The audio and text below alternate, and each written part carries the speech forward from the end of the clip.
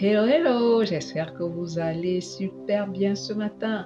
Je suis Carole Thiega, votre coach en développement personnel. Cette chaîne YouTube, nous parlons de la sagesse des femmes, nous parlons de devenir une femme esprit, nous parlons de devenir une femme selon le cœur de Dieu, nous parlons de la propreté, nous discutons des thèmes de la maison, la famille, le conjoint, les enfants, la cuisine, bref, nous parlons plus ou moins de tout. C'est pour amener les femmes à être non seulement à s'assumer elles-mêmes, à développer leur valeur, oui, à aller beaucoup plus loin, à aller en profondeur, surtout avec Dieu, à être des femmes qui savent chercher l'argent, à être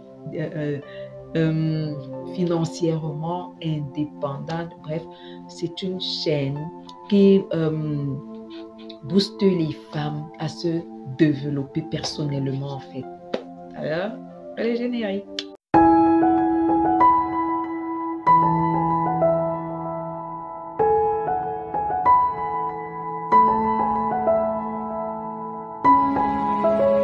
Cette année, nous avons décidé de développer le thème « Une femme selon le cœur de Dieu ». Je tiens à préciser que c'est une continuité du thème que nous avions en 2004, devient une femme esprit.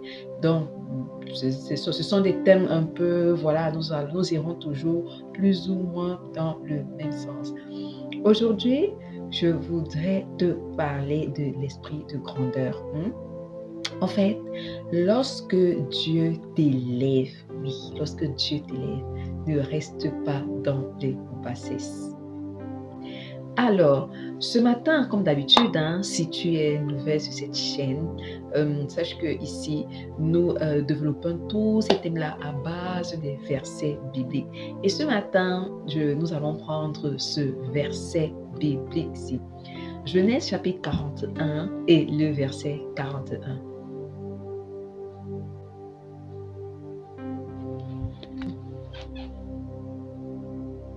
Pharaon fit appeler Joseph. On s'empressa de le faire sortir de prison. Il se rasa, il changea ses vêtements et se rendit à Pharaon. À travers ce verset biblique, qu'est-ce qu'on voudrait illustrer? Qu'est-ce que je voudrais faire ressortir et illustrer pour toi ce matin? Tu sais, quand Dieu t'amène à une nouvelle dimension, quand il t'élève, quand il t'amène dans de nouvelles sphères, ne reste pas dans les bassesses, ne reste pas dans la vallée, ne reste pas en bas, ne reste pas dans tes anciens agissements, ne reste pas celle-là qui veut toujours rester en bas. Si Dieu t'élève, t'amène en haut, pas avec les standards qui vont avec. Ça veut dire que si Dieu t'amène peut-être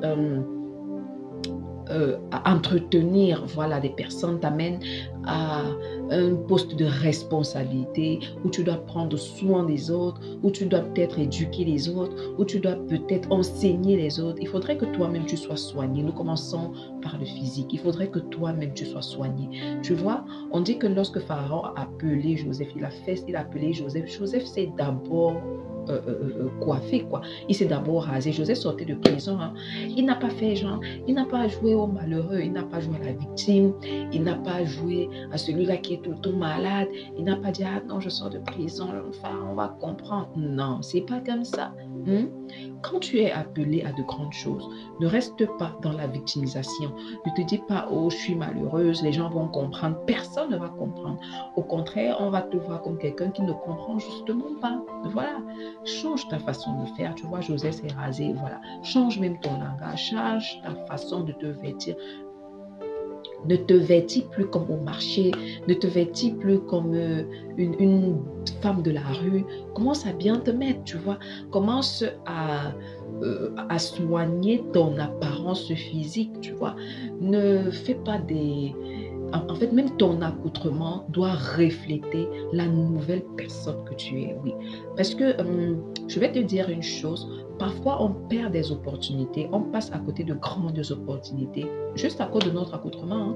Même pas parce que quelqu'un n'a même pas Parce que parfois, tu peux même être une femme posée, une femme bien, une femme même qui mérite ce poste-là. Mais bon, la personne n'a pas eu le temps de causer avec toi. C'est dommage parce que oui, le moine, l'habit ne fait peut-être pas le moine, mais on reconnaît le moine par son habit. Voilà. Donc, quelqu'un va te voir habillé d'une certaine façon ou marcher avec certaines personnes et te cataloguer par rapport à cela. Tu vas dire, ah oui, tant pis, c'est ma vie, je fais comme je veux. Ah oui, tu acceptes aussi de perdre les opportunités, tu vois. Oui. Maintenant, il ne s'agit pas de dire, oui, je vais faire comme les autres voudraient que je fasse. Non. Non, non, il ne s'agit pas de ça. Il s'agit justement d'être une femme esprit. À quoi est-ce que Dieu t'appelle? À quelle sphère Dieu t'appelle? À quel niveau d'élévation il voudrait t'amener en cette année 2025? Il faudrait d'abord que tu commences à soigner ton apparence toi-même. Il faudrait que tu commences à soigner ton langage toi-même.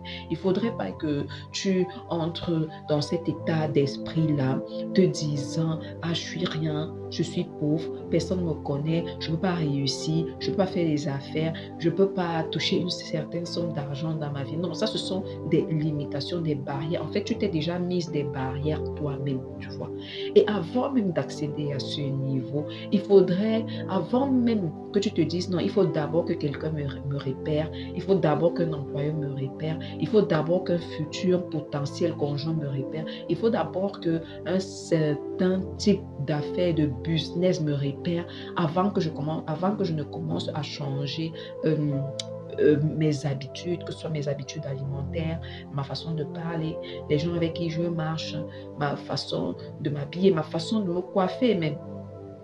Tu vois, on va voir une dame peut-être qui est appelée à être gouvernante euh, chez une personne élevée en dignité, qui a peut-être les ongles sales, qui a des cheveux ébouriffés, dont la bouche sent mauvais, les aisselles sentent mauvais et tout. Non, ça passe pas, tu vois. La toute première fois que tu vas arriver, on va dire non, mais ça, c'est qui ça? Peut-être on ne dit pas que Joseph s'est parfumé, mais je te conseille de te parfumer même, tu vois. Quand tu vas aller chercher du boulot, ne te dis pas je m'habille n'importe comment, les gens vont comprendre que je suis pauvre, je n'ai pas. C'est dommage parce que les gens ne comprennent pas. Au contraire, les gens vont dire, mais celle-là, elle vient chercher le travail quand elle est habillée comme ça, tu vois. On ne va pas regarder. En fait, ne laisse pas que à cause de ton apparence physique que tu perdes des opportunités. Ne laisse pas que ton apparence physique te fasse perdre un potentiel conjoint. Ne laisse pas que ton apparence vestimentaire te fasse perdre un poste de responsabilité. Ne laisse pas que ton langage, ce qui sort de ta bouche, te fasse passer à côté des opportunités, à côté même de ta destinée, tu vois. Maintenant, il ne s'agit pas seulement de te dire, ah oui, c'est juste le physique, c'est bon le physique. Et non, c'est pas ça. C'est pour ça que nous continuons justement avec plus ou moins le thème devient une femme esprit. Une femme esprit, ça commence dans la tête, tu vois. La Bible dit quelque part, bien aimé, je souhaite que tu sois en bonne santé et que tu prospères à tous égards comme prospère l'état de ton âme. Évidemment, qu'est-ce qui fait souvent que ton apparence physique est négligée? C'est justement que dans ta pensée, dans ta tête, tu acceptes de porter tous tes problèmes. Tu te dis, ah non, j'ai ça qu'un problème. J'ai des problèmes de foyer. Vraiment, je n'ai pas d'argent. Vraiment, je n'ai peut-être pas encore d'enfant. Vraiment, je n'ai pas encore peut-être d'emploi. Donc, du coup, tu te mets dans une optique où pas d'espoir. Et moi, je t'assure, je te dis ce matin, tant qu'il y a la vie, il y a de l'espoir pour toi.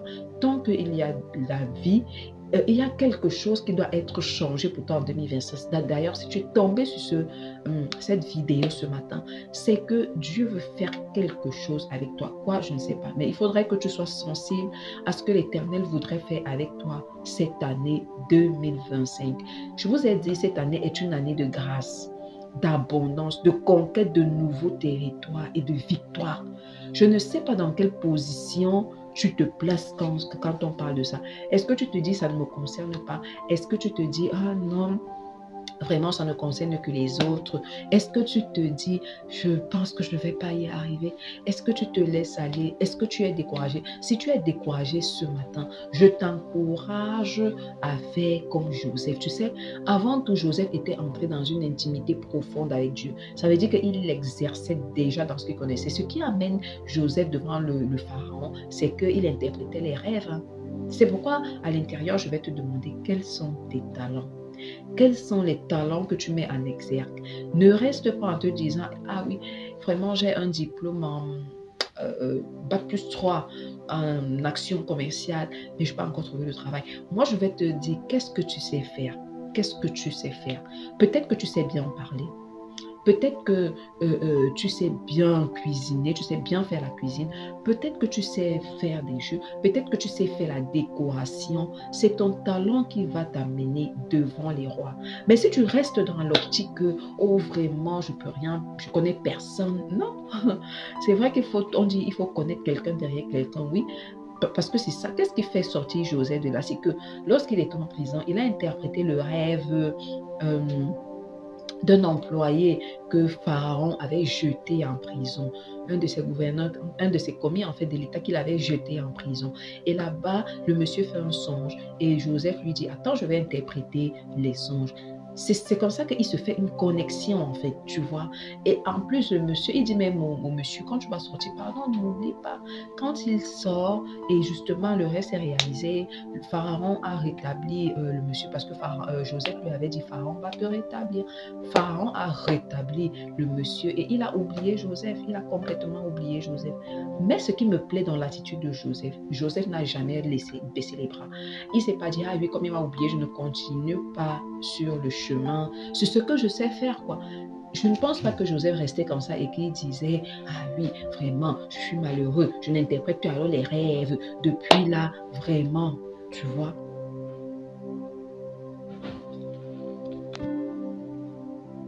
Je ne pense pas qu'il était allé dans cette optique-là. Mais il s'est dit, je sais faire quelque chose. Pourquoi je dors avec un truc que je sais faire? Et un jour, la Bible dit qu'un jour, ce monsieur s'est souvenu de lui. Lorsque Pharaon a fait un songe, il a dit, attends un peu Pharaon.